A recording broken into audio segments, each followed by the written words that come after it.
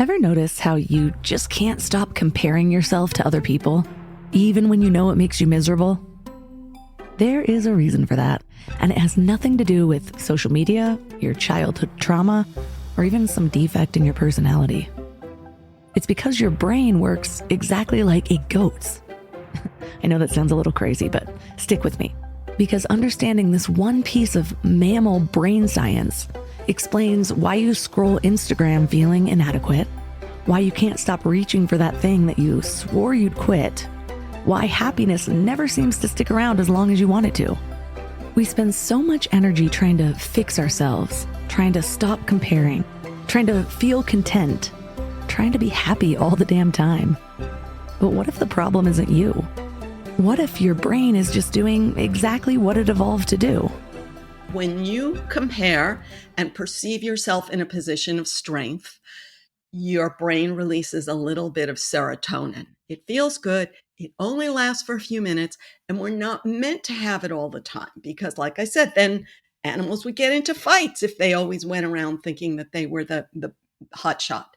So it's only meant for that one little moment when it's appropriate. Your brain isn't broken. It's just ancient. The same wiring that helped our ancestors survive is now making us feel like crap because someone else's house looks better on Instagram. Buddhist monks actually figured this out centuries ago. They call it tanha, this endless craving that never satisfies. They understood that suffering comes from expecting permanent happiness from temporary things. And now neuroscience is proving them right. We're running on the same brain chemistry as every other mammal. The drive that makes goats fight over who eats first is the same drive that makes us fight over who has the better life. Once you stop thinking that you're supposed to feel good all the time, once you realize your brain's comparison mechanism actually kept your ancestors alive, you can stop fighting your wiring and start working with it. The real skill isn't constant happiness. It's learning to turn on your happy chemicals in ways that actually serve you. Today, our guest is Loretta Breuning, founder of the Inner Mammal Institute, an author who spent decades studying how mammal brain chemistry shapes human behavior. After observing goat social dynamics at a farm, she uncovered patterns that completely changed how she understood human conflict, competition, and happiness. So in this episode, you'll learn why your brain rewards comparison and what to do about it, how ancient mammal wiring drives modern addiction patterns and self-sabotage, and the real reason happiness chemicals fade and how to retrain your response.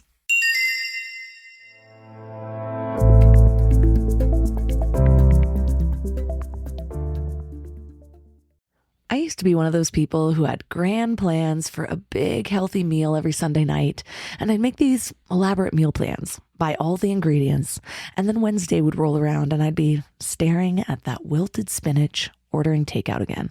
Shopping, planning, and cooking food really can be simple and stress-free, and that's why I love Hungry Root. Hungry Root takes stress out of mealtime by filling your cart with personalized picks and planning your week of meals, getting smarter with every order. With over 15,000 recipes to choose from each week, many ready in just 15 minutes or less, it's so perfect for those nights when you have no energy left. What I love most is their smart cart technology. It actually learns what I like and what I will actually cook. So no more buying ingredients for recipes that I'll never make. Everything that shows up, I actually use. They screen out over 200 additives, including high fructose corn syrup and artificial sweeteners, only high quality meat and seafood with no hormones or antibiotics, and they carry brands like Vital Farms and Ithaca hummus that I already trust. The time I've gotten back has been incredible. Instead of spending Sunday meal planning, I'm doing things that actually matter to me. Take advantage of this exclusive offer. For a limited time, get 40% off your first box, plus get a free item in every box for life. Go to hungryroot.com/mindlove and use code mindlove. That's hungryroot.com/mindlove, code mindlove, to get 40% off your first box and a free item of your choice for life. hungryroot.com/mindlove, code mindlove. Welcome to the show, Loretta. I'm so excited to have you on and so intrigued by the origin of your recent book and how observing goat social dynamics changed your understanding of human conflict and competition. Tell us more about that. Sure. Well, I visited a goat farm, and frankly, she talked a lot about intestinal worms. And goats get them from a quite unpleasant way, which is if you eat grass that has been soiled by another goat, then you're likely to get it. And how would that happen is literally too much togetherness. And so suddenly I sort of understood the human brain better. So we're always told that animals seek a group and they want the support and protection of a group, but that's really only half the story. Most of the time, mammals want their space. They want a distance from each other because if you're too close, you end up eating soiled grass and you get intestinal worms and die, or some other species appropriate problem. Our brain is designed to constantly make decisions about when we want to be with the group and when we want to distance ourselves. So that's a simple introduction to the whole story. So, what parallels did you discover between the goats and the way that we interact? How does that affect us? Sure. Well, I've been studying the mammal brain for 20, 25 years. And like most people, I started with chimpanzees.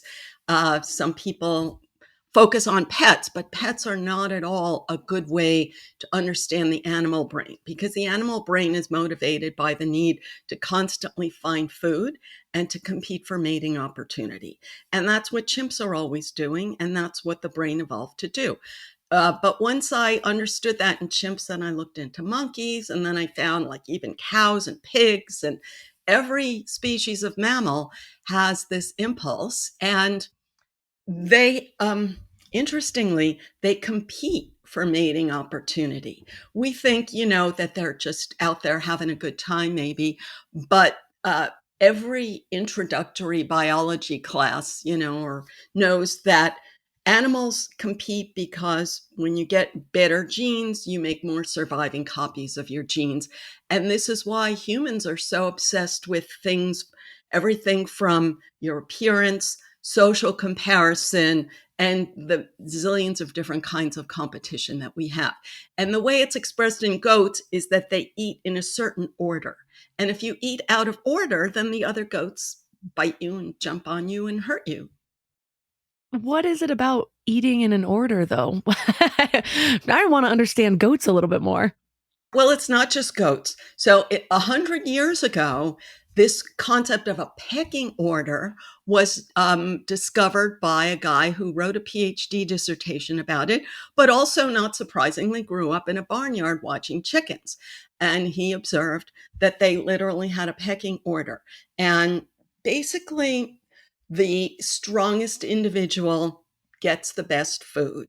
And if you go for the food, before them, they'll peck you. And so each one they want to eat, but they also want to avoid getting pecked. So they wait until they see that they are in a position of strength. So that means the mammal brain evolved to compare itself to others and to be aware of when it's stronger and when it's weaker, but defining stronger and weaker based on its own individual experience. And so that's what we humans are doing when we're young. We're defining our strengths and weaknesses in all kinds of ways based on our individual experience. Okay.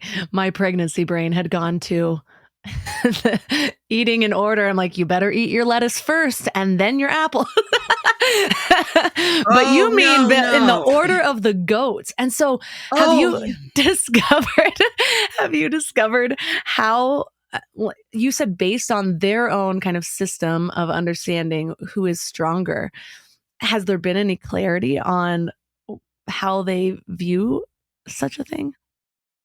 Yeah, so biologists have researched this for a whole century, and it was popular in the field of evolutionary biology. And that field suddenly lost favor because it's so uncomfortable for people to know the truth that now biologists and sociologists who get socially acceptable in the academic world, they suggest that animals are cooperative and altruistic and empathetic, and they ignore like the 99% of the time when they're not. And so this is, I think, quite unfortunate. And that's why I was so stunned when I first discovered this research and kept looking and looking. But when you think about eating food in order, that it's not the order of the food, but the order of the animals, I'm going to give you a funny example. So I was a volunteer at a zoo, and we had a special festival where children get to bring food for the elephants. So they put the elephants safely away. The children get to put out the food, and then they children go back behind the barrier, and the elephants come in, and they all rush for the food. So in every one of these situations, with all different species, the animals are really picky. They go for the better food first. They don't go for the lettuce. They go for like fruit has sugar, they go for that. Then when that's gone, they go for carrots because that has a little bit of sugar. So if you don't go for the best food, then the other individuals would get it. So animals are constantly judging the quality of the opportunities and asserting themselves. And that's what our brain evolved to do. But so the story about these elephants, the strongest elephant, and these are like, we'd say, oh, they're best friends, they're together all the time, but the strongest elephant out of this group of three ladies hogged three watermelons, one in her trunk, one in her mouth, and the other one under her foot. So watermelons were the best food, and she just dominated, put all her resources into dominating the best. Sounds like something I would have done as a teenager, so I get her.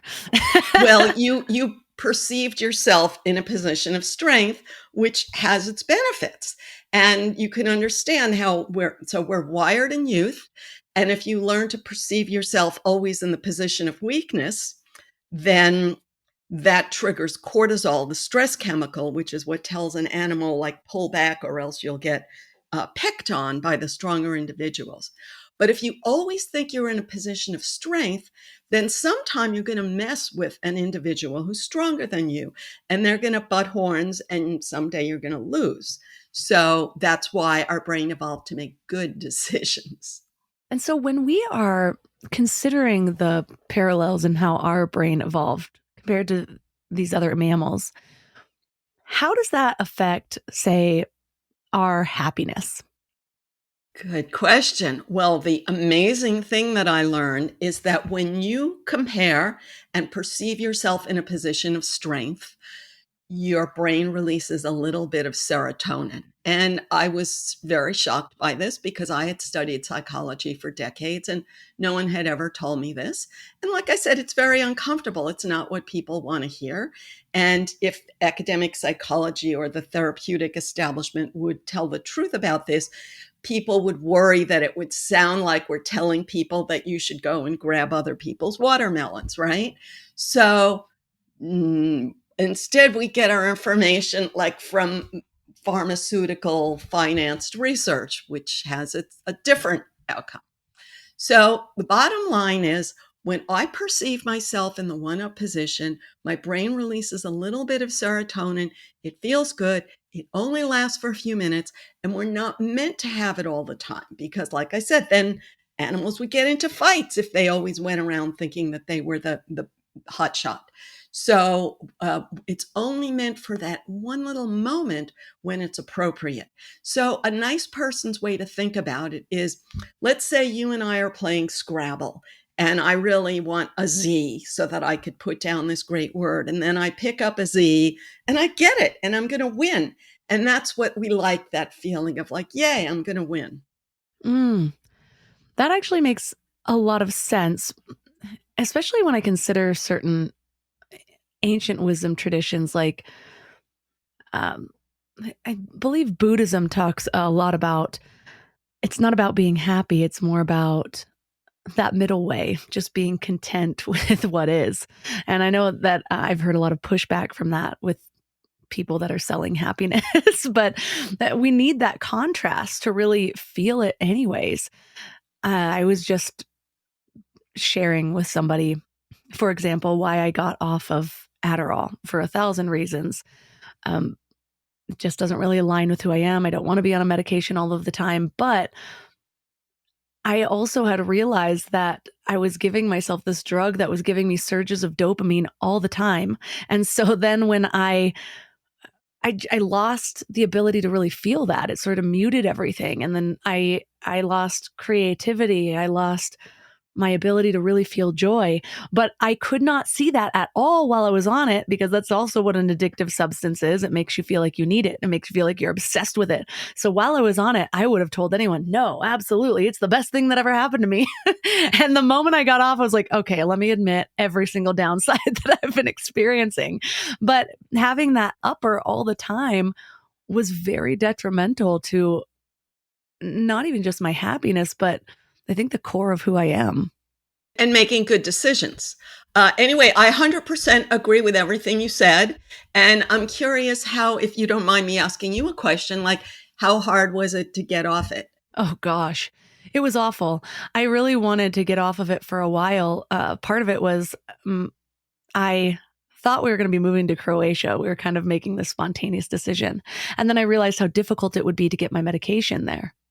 And I acted like I could feel behaviors. It was this out of body experience of like seeing that all of my reactions were like a drug addict. And this would happen a lot when I couldn't get my medication, which happens quite often because Adderall is always on a shortage. And so, long story short, it took me years to actually finally make the decision that I'm going to get off of this. And then it took me about, I think, 3 months to not feel like I was coming off of something. And it took me about another year to just feel normal again, because all of a sudden I had this baseline of what energy was supposed to feel like, and it was completely unsustainable and unnatural. And so anytime afterwards, even feeling sort of normal, I was expecting like that to feel super energized in the morning, and that's just not how you feel when you're not on a drug most of the time. And so yeah, it took a long time not to compare myself to basically an unnatural baseline. So I'd say a year, maybe even years, until I stopped thinking about it.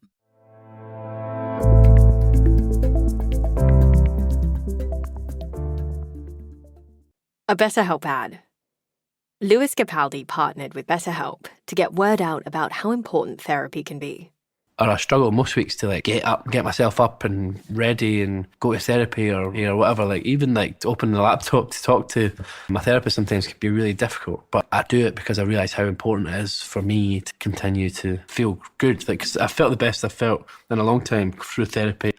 Learn more about online therapy at betterhelp.com. Good for you. Good for you. My novel is has that as one of the central plot elements. So young people are purchasing this medication from each other, and I have an elusive dark force who is that has created an alleged supplement that will give you attention, because people think attention is something that should be given to them rather than as a learned skill. We should be trained to believe that it's a learned skill that any of us can learn by practice, like riding a bicycle. But in another world, that's what people learn. And so the satire of the book, it's not like to blame society and blame the doctor, but people are clamoring for this drug. I want this drug, and it doesn't work. But not only are people clamoring for it anyway, it doesn't work. I mean, it's like totally fake. But not only are people clamoring for it, but they're angry that someone else can afford it and they can't. So they pressure Congress to make it free. So that's part of the satire of the book and about the people who fight back against this mindset. But I also wanted to offer another example of, you mentioned drug addict mentality. And I just read a really interesting mind-boggling explanation of this. There's a book called Broken Open. It's by a person who's very famous in the world of selling addiction recovery, and sort of wrote 2 books about sort of confessing his own history of addiction. He had a physical injury. He needed to take an opiate, oxycodone. He was prescribed 4 a day. And even though he was in terrible pain, he would save them up so that he could take all 4 at once. Wow. Yeah, I actually used to do that with my Adderall too. I would save Yeah. it and take a couple at night if I was going out at night because it would be a little more fun. And a little more disclosure, during this time, the beginning of it, it was actually a pretty dark time in my life, but I was kind of at my rock bottom and I had dabbled in meth because a boyfriend of mine was on meth. And I didn't have any desire to do it again because my Adderall was stronger and it felt exactly the same. And so I was just like, oh, this is all you're doing over here? And meanwhile, I'll just take my pills. It's a better hit. And like thinking back to that, I'm like, well, it's only one chemical compound away from meth. So I can see that. But the fact that my Adderall was stronger, like, it's just so mind blowing. Yeah, yeah. Well, let's talk about now the positive side of this. Yeah. So, our brain is designed, I understand the Buddhist perspective, but let me suggest something else. So, if we use the word neutral, it's like a car being in neutral gear, because I know neutral has a negative connotation, but when a car is in forward gear or reverse gear, it's engaged.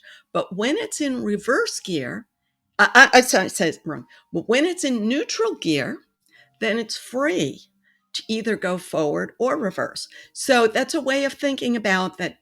Our brain is constantly taking in information and deciding whether you should be going forward toward a reward or pulling back to run away from a threat. So that's the job our brain has evolved to do. Should I invest my energy in protecting myself from a threat? Or should I go toward a reward? And if so, which reward is worth investing my limited energy? So, in order to decide that, we need to process information. While I'm on a drug, if it's an up, then it tells my brain to go toward a reward. It's not open minded in processing realistic information like potential threats. While a person is feeling what's called anxiety in the modern world, cortisol, that tells your brain to look for threats. So then you're not open to rewards because you're always running from a threat. So neutral is where your brain is open-minded and is the best able to take in information realistically and make good decisions. It's interesting as you were sharing those two versions. I could actually picture people in my mind, like the ones that are always like, nope, I don't know, too big of a risk. And the ones that are like, what does risk mean? Just sort of plummeting forward. And that is definitely how I was. I mean, I literally got certified as a skydiver while on Adderall. And it's so funny because the moment I got that certification, I never wanted to go again. And I was like, well, the reward or the goal for me was just that certification. And so then afterwards I was like, I'm not going to be throwing myself out of a plane anymore. Interesting. Well, you're reminding me of there's this current fad of saying that dopamine is bad. And so this is what people are referring to is like you're always running after something. And people say that it's bad. And people speak of like a dopamine diet. But, the bottom line is that without dopamine, then nothing feels good. So the middle ground is learning to manage it. So a simple idea is like if you are training for a marathon or like expecting a child, anything that like trying to get through medical school, anything with a really big goal, then all your attention goes there and everything you do sparks your dopamine because it's sparked by a step toward a goal. But the minute you reach a goal, no more dopamine. So the art of life is to choose a goal, but to choose it realistically so you can actually take steps toward it because that's what sparks your dopamine. And of course, to choose a realistic, a healthy goal, because if your goal is to find a dealer who has some meth with them, then you get the dopamine, but you also get negative effects that you might not be noticing. So dopamine cannot be seen as all bad. We have to be open-minded and then look for good ways of getting it. Yeah. And when I was understanding dopamine, because I just came from a lot of addiction. And ironically, I knew I came from addiction as a child, and my dad was actually in NA and AA. And I felt almost immune from his issues because I never experienced it. I never saw him that way. I was just journaling about this yesterday. But I just remember thinking when I was starting to drink as a teenager and in college, I was just like, yeah, my parents are, but no, that's not going to happen to me. Until one day I woke up and realized, oh, addiction just looks different than I thought it would. Like it comes on so subtly, and then you just feel like you need this, and you're not really normal without it. And it wasn't just substances. I suffered a really heavy case of bulimia as well.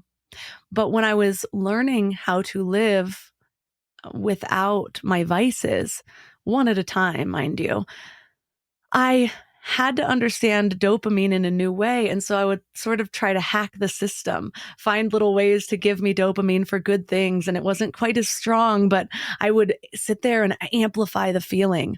I recently gave an example to someone about meditation, for example.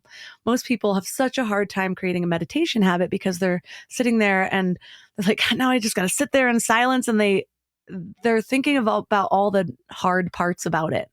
And so I would sit there in a meditation and I would try just not to let my mind chatter happen before. And then afterwards, when I would feel really good, I would sit there and amplify those feelings and think, okay, how good can this feel? Oh my gosh, it feels euphoric. Like I'm floating. I never feel like this other than just doing this. And so eventually it got to the point where when I would think of meditation, I had connected to that after state instead of the before state about how hard it would be.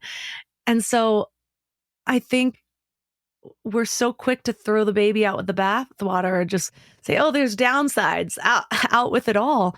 But it's like, okay, well, if those are the downsides, like you said, what are the good sides? How can we use this understanding to actually build in behaviors that we really want?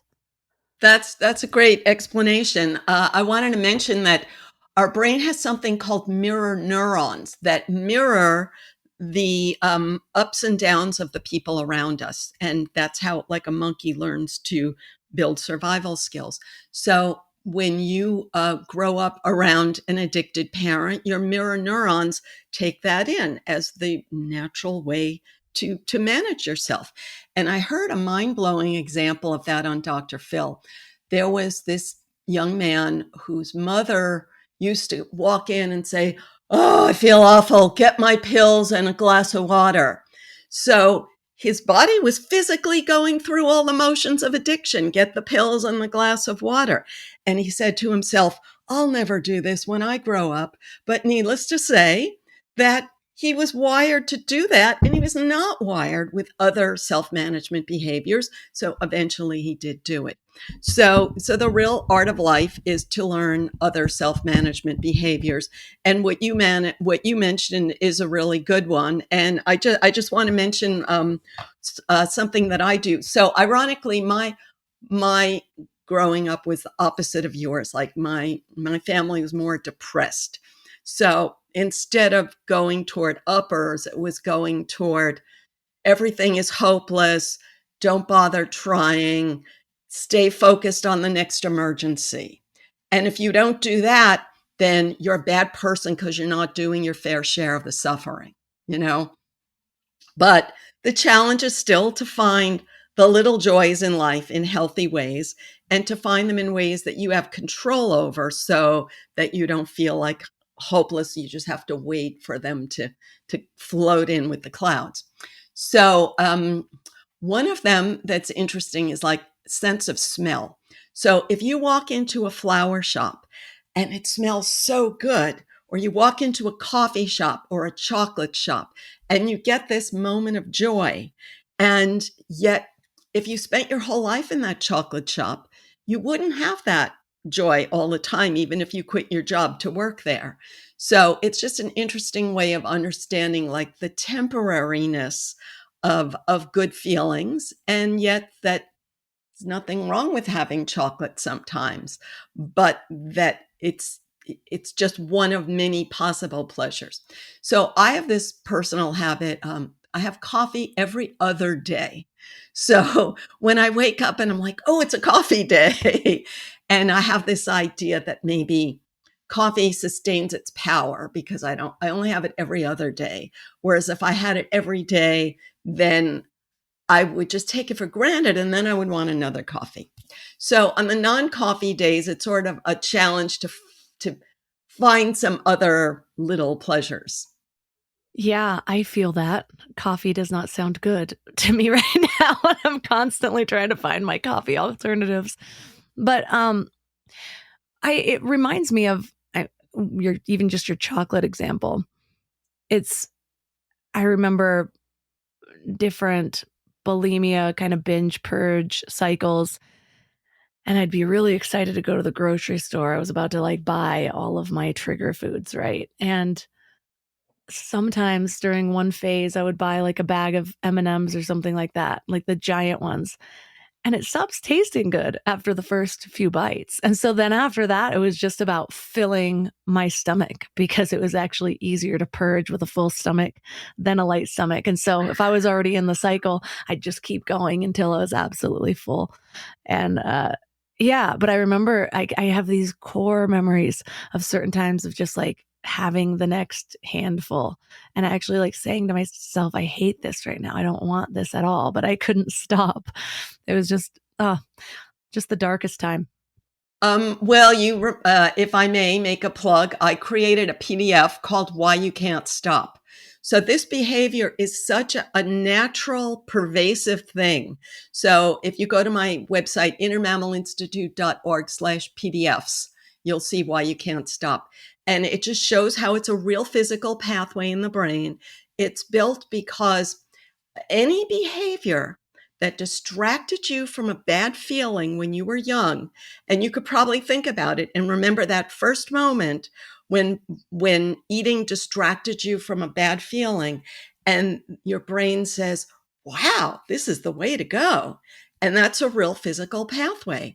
And we use those big pathways because the electricity in the brain flows like water in a storm. It just flows into the biggest pathways, especially in a moment when you're feeling threatened. So whatever triggered that bulimic episode was a real big pathway because threat builds real big pathways. So whatever is the worst moment a person has in their childhood, that builds the biggest pathway in their brain because that's what our brain is designed to look around for potential threats, which each of us defines with our own actual early experience in a nonverbal way that we don't consciously remember.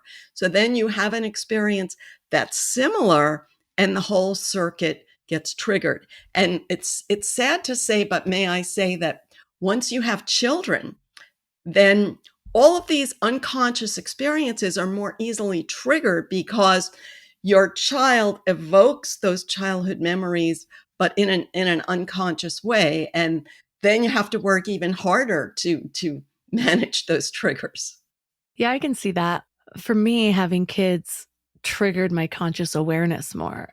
I just have an understanding that I am normalizing everything to my kids. So what my behaviors are, just like you said, even like dealing with this pregnancy, there was a while that I was having headaches. Now I'm nauseous and I'm very cognizant. Like I feel awful lately, but I'm like, I don't want him to constantly be hearing mom say like, oh, mommy doesn't feel good or mommy has a headache. Cause I'm just like, what am I passing on?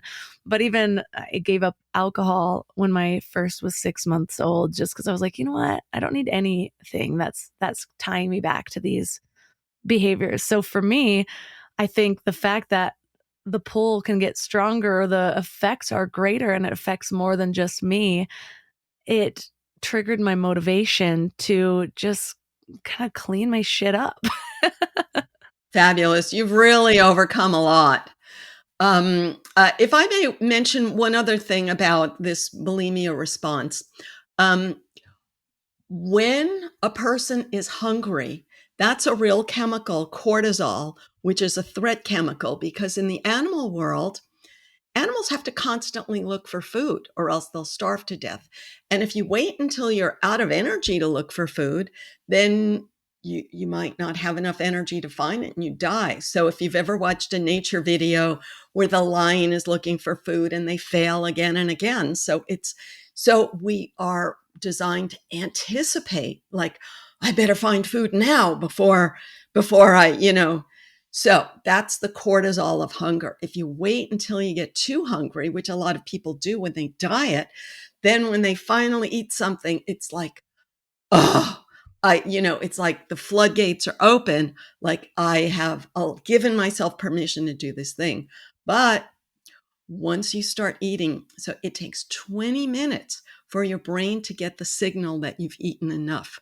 But actually, it only takes 2 minutes to eat enough calories for what you need, because we actually, humans, we eat cooked food, which is really a new thing in evolution. So for most of human history, like in primate history, you had to chew leaves. So it took 20 minutes to get enough nutrition. So this is like, you shovel food into your mouth for 2 minutes, and then you got to somehow figure out how to stop. That's the challenge that comes with this brain we've inherited. That was also why understanding what types of food I was eating, which ones were deliberately designed to be more addicting. Because it's like we've already got this pushing against us, kind of the downside of it all, just the way it works and the timing and everything. And so, why are you going to make it harder on yourself by eating a bunch of processed foods that are literally designed to turn off that mechanism that says that you're not hungry anymore? But I'm curious too, because so, as an entrepreneur, for example, rituals are like my saving grace. Even looking at like Steve Jobs wearing the same tank top every day, just so he didn't have to think about one more decision to make. You've got enough decisions. Let's just pocket them all, right? But I've noticed too, like I've got, well, when I'm not pregnant, I've got my morning hot drink ritual. It's got a little coffee in it, but I make it the same every day, or at least for a period, and then kind of move on to another one. But I do certain things the same. And on one hand, it saves time and it saves decision making and effort. But on the other hand, I've noticed that the older I get, the more I love my little rituals. I'm almost hesitant to travel sometimes, which I used to love. I'm like, man, I got to bring all myself or I don't have it. like the rituals themselves, when, even as you talked about coffee and only having it every other day, when does something save us time and when can it be a downside because it's too ingrained as a neural pathway, if that makes sense? Well, it's really just about whether it has harmful effects. So, wearing the same clothes every day may not have harmful effects. Your coffee drink, you've probably designed it. Now, the irony is that dopamine is sparked by variety. So, variety gives you more reward. So, like a cliche example maybe would be if a person wants to have cereal every day, but has a variety of cereal. But then maybe you have a variety and you say, you know what, I don't really like those better. So you could get variety in other aspects of your life. Like I even say, if you want to have a salad every day, but have variety in your salad dressings. I heard a really good example of this in the book called Flow. So everyone has like that favorite piece of music that really cheers you up. But if you listen to that piece of music every minute of every day, it would lose its effect on you. And then you'd need some other thing that perked you up, but you might not have it in that moment of need. So he said, we have this like assembly line of it. Something that's too familiar doesn't pull you in and spark your dopamine. But something that's not familiar at all doesn't pull you in and spark your dopamine. So it's something in the middle ground. So we need to expose ourselves to new things so that they are in the middle range by the time we get bored with our old things. And if you apply, it's hard to do in real life, but if you apply it to music, okay, I'm going to listen to some music that I don't like so that I sort of get find something new that I gradually start to like, so that when I get bored with my old music, I'll have something there. And now you can apply that to everything, but not to your spouse. Yeah, I actually have been loving Spotify's new DJ feature. I don't know how new it is, but I just started using it a couple months ago. But a little AI voice comes on. It's like, hey, Melissa, I'm going to play you some stuff you've been really digging lately. And it'll be stuff that I like. And then it's like, now we're going to throwback stuff you liked in 2010. And I'm like, I really like this. You're like forcing me to mix it up. And I notice, well, that's another way where I have tried to understand my brain in order to sort of hack the system. I also, hence the Adderall, I struggle with ADHD. Well, I used to struggle with it. Now it's one of my favorite things about myself, now that I kind of know how to work with it. But one of the things that I have to do is I'll get really into a to-do list app, for example. And then all of a sudden, I won't want to open the app. Like, I just will have this huge resistance to opening that app. And so I would end up spending a whole day finding another app, figuring out my system with that. Now I have like my solid 4, and I go back between them. I'm like, okay, Todoist is losing its appeal. I'm going to things. I already have my system there, and then I'm on to things.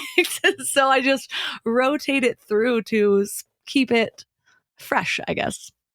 That is, I have the exact same thing. It's such a good example. So if we analyze the reason for that, so let me give you an analog example that's like akin to this digital example. If a person has this drawer and they use that drawer to put the junk that you don't know where else to put that junk, and then that drawer gets so full that you can't close it anymore, and you can't even stand to look at that drawer. So then you got to find a new drawer to put all your junk that you don't know where to put it. And then but now I have all my good drawers are like so stuffed that I can't even shut them. So that's what happens with the app, is like you put these things where you think, oh, someday when I have time, I'll do that. But then they get filled up with these things that, if you really wanted to do them, you would have done them, but for some reason you're too uncomfortable about doing it. So one day I was so frustrated because all of my drawers and closets were stuffed full. And I could say I was busy, but at this point, like, my kids had left for college, I took early retirement, and I had no excuses. I couldn't say that I was too busy. So I read this thing you may have heard of. What's it called? The Pomodoro technique, where I didn't, Pomodoro was like 25 minutes, but I did it for like 10 minutes. So I am going to clean this drawer for 10 minutes, and then I'm going to give myself a piece of chocolate. And I did that every day, and it worked. Like, I really got to look forward to both the 10 minutes and having like a sense of order in my home. I love that, because then it's just one more excuse to eat chocolate, which I'm always looking for. And so we've talked a lot about how this understanding of the brain and the dopamine receptors and all that affect our happiness. But what about social dynamics? What have you found in um, dealing with conflict, or are there ways, now that you understand this information, that you approach relationships differently? Sure. So I recognize that everyone has their wiring from their early conflict with like the bigger goat and the bigger monkey, and they're just projecting that onto me and onto everyone else. And I am not going to change them. So then it's really like, of course, I don't want to feel like I'm the little monkey who never gets the banana. But I understand that if I feel that way, that I created that feeling. And then I don't have to feel that way because, I don't need to. I don't need to create that feeling. So I really don't focus on what other people have. And there's this whole current cultural narrative about social media is forcing us to focus on what other people have. But it's not forcing us. First, you're choosing to turn it on, even though they say that it's addicted to you on purpose. But you're choosing to turn it on, but then you're choosing to invest yourself. And instead of investing in that, I say, good for them. They put their energy into X, and I hope they get the reward. To me, that's not what I want to put my energy into. So I put my energy into this and I hope I get a reward. But we all have limited energy, and we all have like uncertainty that when you put your energy into something, you don't know if you're going to get a reward. Yeah. I had to have this moment just recently, a couple years ago, where just the rise of everyone's perfect white homes on Instagram, and, and the amount of thoughts that I have of like, why is your house so white? You have toddlers.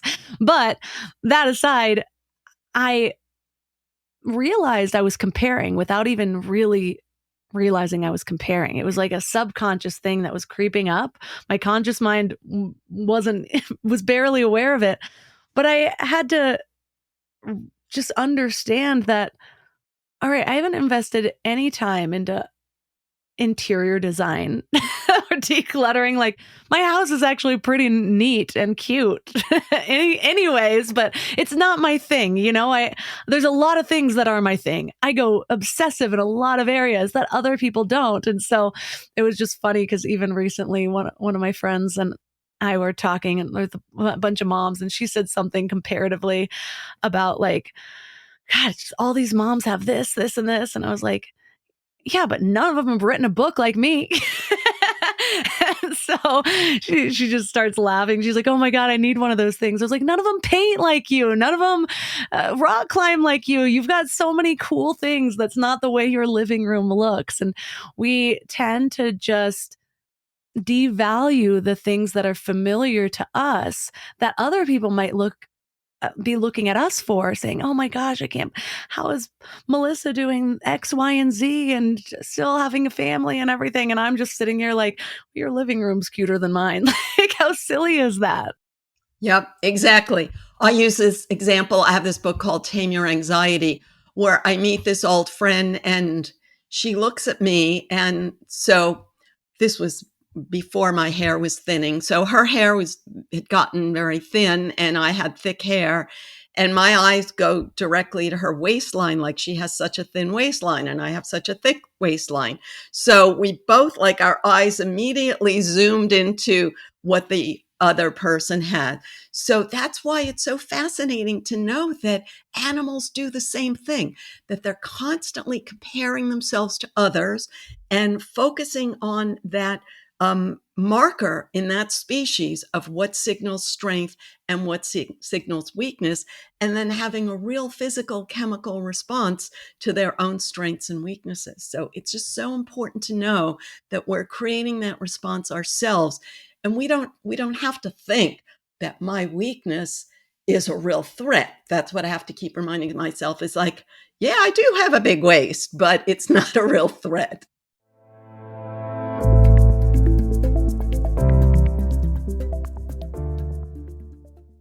It's also sort of refreshing in a way because I think now we're so attuned to comparison. We all know we're doing it. We all know social media is making it worse. And even with that understanding, we're still beating ourselves up for doing it. Like, I know comparison is bad, so I shouldn't be doing this. But whenever I find out that something is a primal response, it helps me have more compassion for myself, which I believe is the only way to actually move through some of these behaviors. Because the moment that you're all beating yourself up for it, then you're resisting. You're in this point of contraction and you can't think creatively to try something different. Exactly. Yeah. So you mentioned how this is not the case, or we can't really look to domesticated animals to understand ourselves in the same way because they're being given food and all of that. But do our pets compare themselves? Like, is one cat looking at the other cat, wondering if it's just as good as her?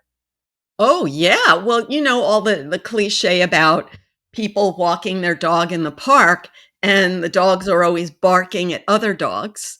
And another cliche is about the little poodle barking at the big dog. Now, in the state of nature, that poodle would just be killed in an instant if you are asserting yourself from a position of weakness. But in the human world, that poodle has been trained that when it barks, it gets hugged. And so its brain associates that barking with a hug, not consciously, but I learned so much from the dog whisperer. So a lot of animals are territorial. If I see another animal coming into my territory, I'm going to bark at them. I'm going to let them know this is my territory. I'm not going to give up my bananas to you. And it's fascinating to know that in the monkey world, in the chimp world, it's a real thing, because they have a dry season when there's not a lot of food. And there's only one tree that produces fruit in the dry season. So whoever has that kind of tree in their territory, they're going to survive. So they're always fighting over territory that has that kind of tree. So there's always some real rational reason for this stuff. Another one, like orangutans, you may have seen, they have these big, ugly jowls, and the females want to mate with whichever one has the biggest, ugly jowls. And long story short, biologists find that the one with the big jowls, it really does correlate with having more surviving offspring. So, how does understanding the mammalian brain help you work with children, for instance? For those parents out there, how can we use this understanding to just do better for our kids?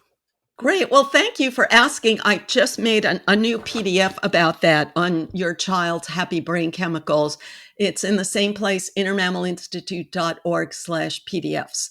And I have to say that I didn't know anything about the brain when my kids were young. So I wish I would have had a chance to know all this then. The simplest thing, it's just like when a dog barks, you want to hug it. And you would feel like you were a bad person if you didn't hug the barking dog. But then you are wiring the dog to bark in order to get hugged. And really, we should be hugging the dog when it stops barking. You watch the dog, and the moment it stops barking, that's when you go in for a hug. And very hard to do as a parent. You're afraid of being seen as harsh or cruel. It's very hard for teachers to do too. But if we can, as much as possible, reward the behaviors we want and not reward the behaviors we don't want. I have an even better idea. When my kid starts crying, I just start barking. Well, I love leaving listeners with one thing to either do, focus on, think about, to bring this all into their real world. What would you leave them with this week just to make some of these concepts real? Your power over your happy chemicals is a skill that you can learn from repetition, just like any other skill. And it's not fun. And nobody tells us that it's a skill. They make us think we have a disorder. They make us think that happy people get it effortlessly. And basically, when we're young, we're born with an unwired brain, and our brain is like clay when we're young. And then in adulthood, it's not like clay. So it takes a lot of repetition, a lot of work, but we do have the power to rewire ourselves to turn on our happy chemicals in new ways. And for listeners who are interested in finding all of your amazing PDFs and your book, where's the best place to connect? InnerMammalInstitute.org, InnerMammalInstitute.org. And I have lots of free resources and also books, courses, coaching. And I have a new workshop on status anxiety. Your challenge for this week is to catch yourself in a moment of comparison and ask, what am I actually comparing? Notice if you're focusing on someone else's strengths while ignoring your own. And then flip it. Name one thing that you've invested your energy in that they probably haven't. It's not about being better. It's about recognizing that you're both running different races, and that's exactly how it should be. And all the links from this episode are at mindlove.com/421. Because here's the thing. Comparison isn't the enemy. It is hardwired into your mammal brain for a reason. The problem is when you forget that every single person you're comparing yourself to also has their own measuring stick, their own version of not enough. When you see that everyone's playing their own game with their own rules, You stop trying to win someone else's competition, and you start building the life that actually rewards your specific strengths. Understanding your mammal brain isn't just about managing emotions either. It's about recognizing that every limitation you've been carrying is actually showing you where your next expansion lives. Your body is a sacred vessel, translating consciousness into physical experience. So when you feel that little pang of comparison, that's information. When you reach for something that you know doesn't serve you, your higher self is showing you exactly where you still need to learn to trust, or the patterns you repeat until you extract the wisdom. And the wisdom is always the same. You're not broken, you're becoming. So give it a try and let me know how it goes. You can reach out to me at mindlovemelissa on Instagram. You can find all my amazing sponsors at mindlove.com/sponsors. And if you want to start your week with a little mind shift, sign up for the morning Mind Love at mindlove.com. Thanks for giving your mind a little love today, and I'll see you next week.